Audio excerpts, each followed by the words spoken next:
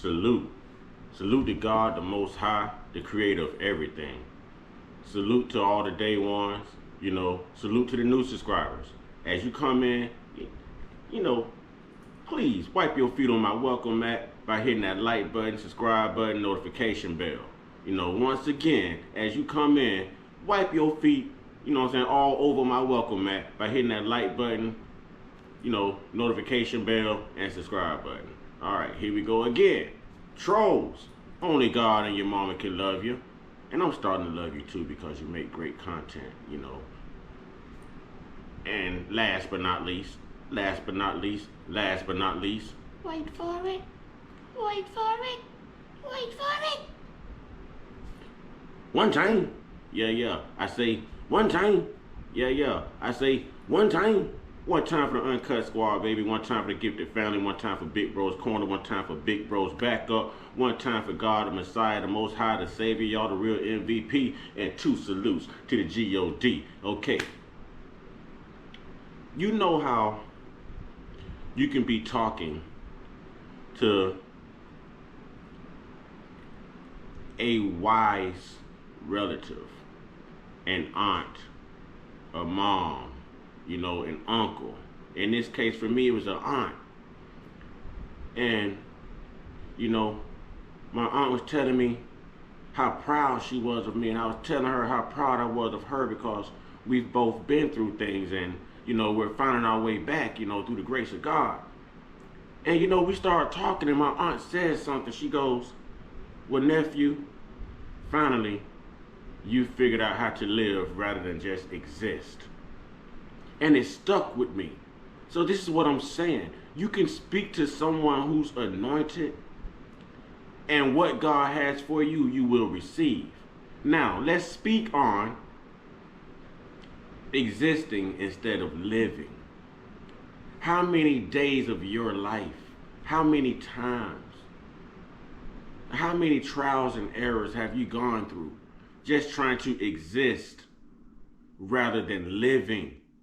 Existing for other people, existing for the convenience of a boss, existing for the convenience of whatever it is that causes you to lose focus over the love for yourself. See, Jesus lived a short life, but I didn't say he existed for a short term of life. I said he lived a short life. He lived every day to do his Father's work, to do the mechanics of his calling. He never just existed for his Father's calling. He lived it. When is the last time you've lived?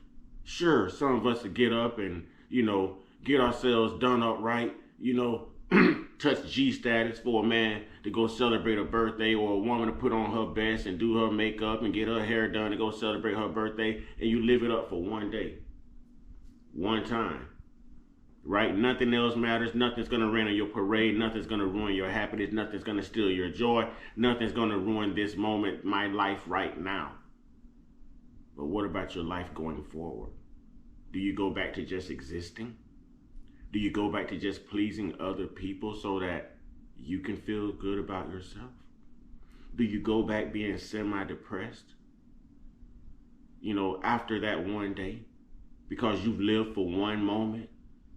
But you've existed for multiple days, years, decades. When do we start living rather than existing?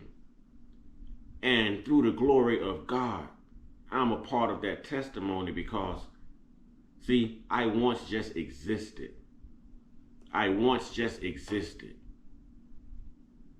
Now I'm living. And I find joy in that because God can take you out of a situation, even though it's going to hurt you, and you're going to focus on the now. You're going to focus on the pain. You're going to focus on what do I do? Where do I go? How do I get through this?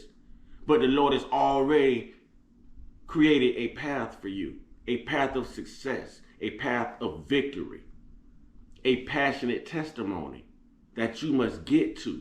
But in order to get there, you got to shift those gears so you can get there on time. You got to stop existing and start living. You've got to give it all to God. You've got to have the courage to accept the things that you cannot change and the courage to change the things that you can. When it's something that's beyond your power, you give it up. You don't let it drain you.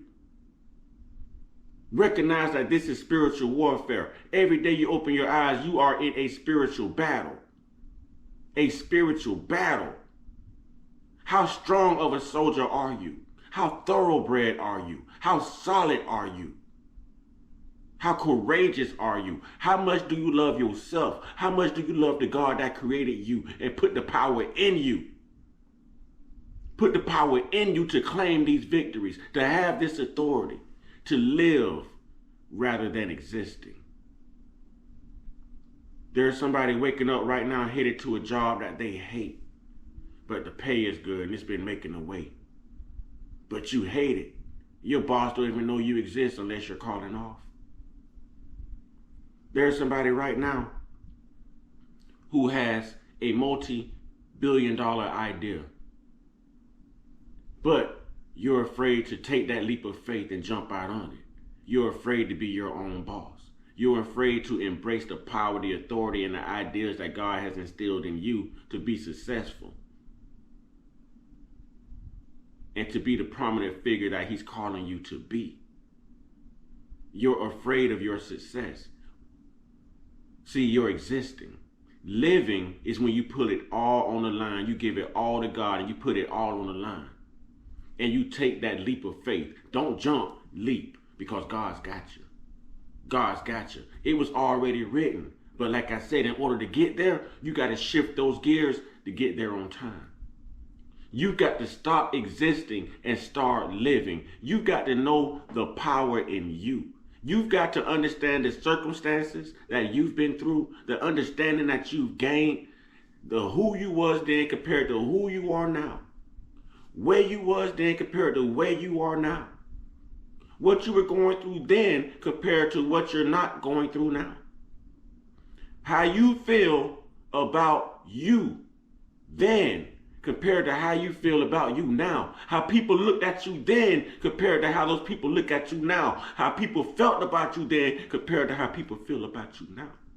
How God let you roam then and how He's called you back now. When do we take time to live rather than existing? Take that leap of faith. Give it all to God. And like I said, have that courage to accept the things that you cannot change. Have that courage. Because if you worry on these things, if you stress on these things, you're draining your spirit.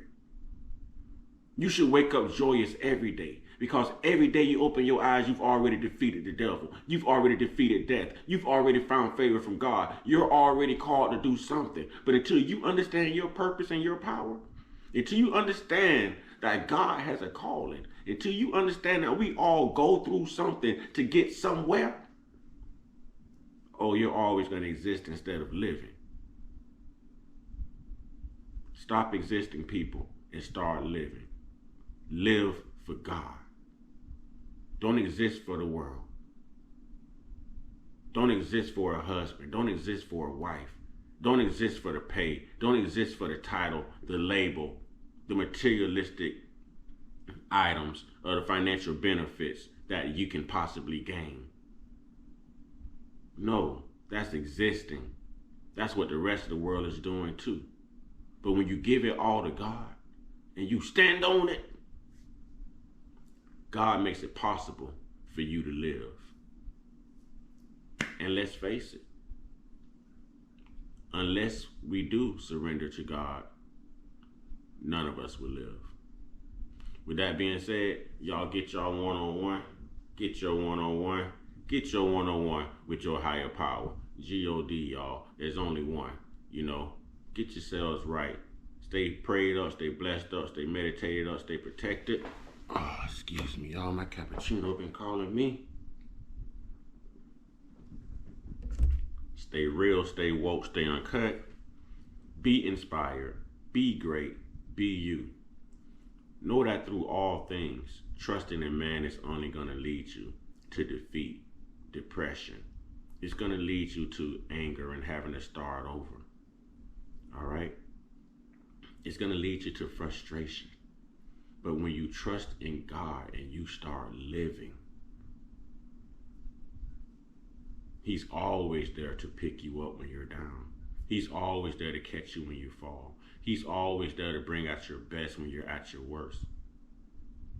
He always picks up the phone, you know. So with that being said, y'all,